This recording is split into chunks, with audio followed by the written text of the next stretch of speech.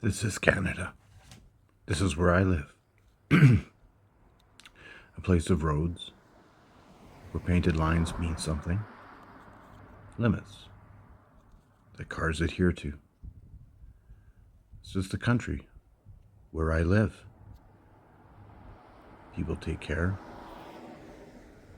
careful of each other, drive nice, mostly,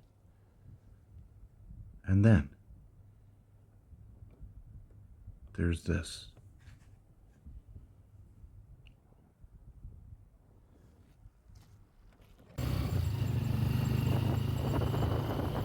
This is different. Painted lines are suggestions, thoughts maybe. Adhere to them if you wish or don't. It's a chaos, delightfully orchestrated, ornamented chaos. It's loud, it's hot, it's humid, it's beautiful. Every day unlike the other.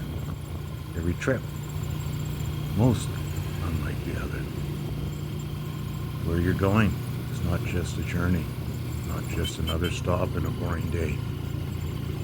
It's a piece of excitement in between other excitement. And then we think. And here I am. I'm back in Canada. It's majestic. There is no denying that.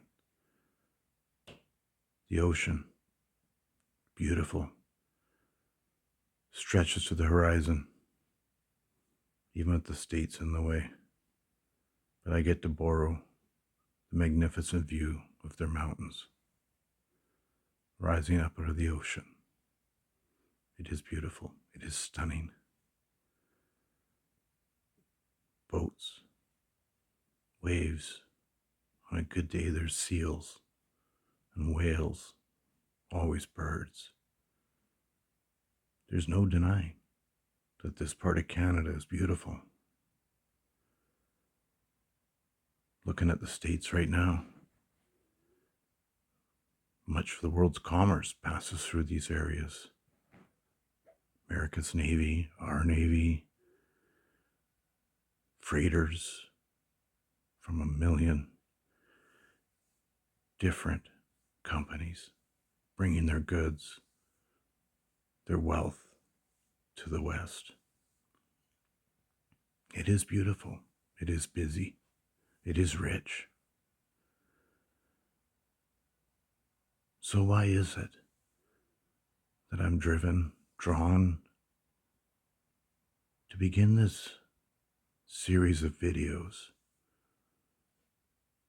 Not as a vlogger getting off a plane in Manila, throwing on my camera as I move through the airport. It's been done and done and done. We all know what Manila looks like, and Cebu and Davao and dozens of other cities. We know the markets. We know the food stalls, the street foods. We know it all. But why? Why do we do it? Why is it that there are some amongst us in the West drawn to leave the West for a place like the Philippines? It's the first world here.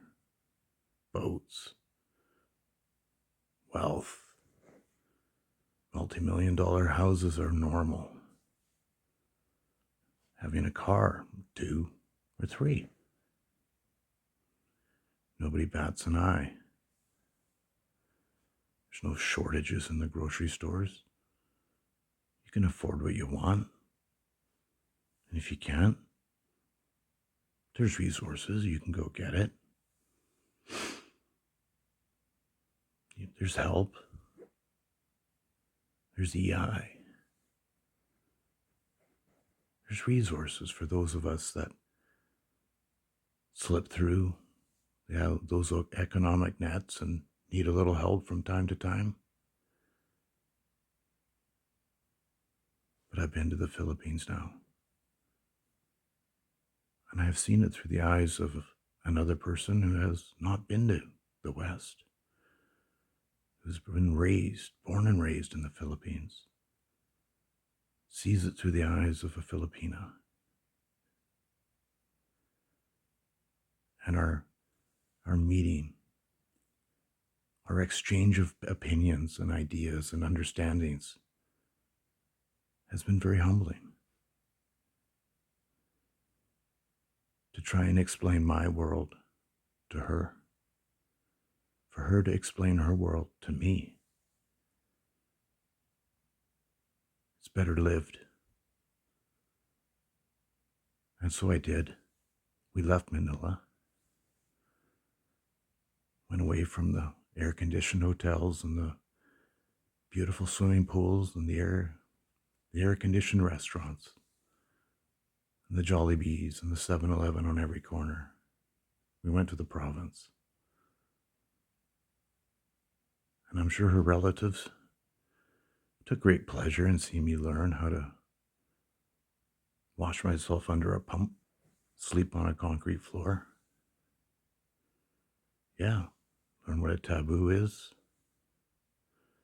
what it is to eat rice 3 or 4 times a day. Where things aren't easy, where things don't just fall into your lap.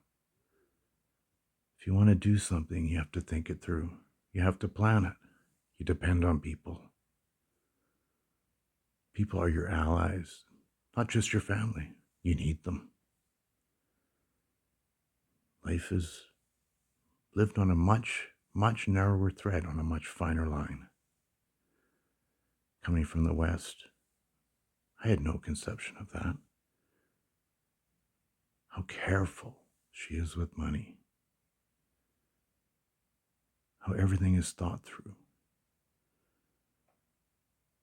Yeah, I'm that foreigner who everybody thinks is wealthy, sure. She doesn't treat me that way. She's careful, but happy. She's careful, but excited. She wants to try it all, but carefully. It's a juxtaposition of care and drive. We want to do it. We're going to do it right. We're going to do it well. There isn't that margin for failure. It's not like you can just shrug and be like, it's only 1,000 pesos. No worries. That attitude is missing in the provinces. It's humbling to me. Yeah, I live in the West. I'm not a wealthy Westerner. But compared to the people that I'd spent those months with, I guess I was. But it sure has helped me redefine what is important to me here in the West. What am I spending my money on? What is really making me happy? And in that, I begin to understand why I want to go back. Why I want to spend more time with her. She has much to teach me. Her family has much to teach me. I have much to learn. Step away from the cushion of the West. I'm learning to live. This journey is beginning. There are many layers to it, and I invite you to travel it with me. Think. Think my thoughts. Criticize them, mock me. I don't really care. It's the internet. But let me be a window. One of the many windows into a world that many of us have never thought of. And honestly, it's one that I entered into by happenstance. But I'm into this journey. I'm excited by this journey. There's a life in me I haven't felt for many years.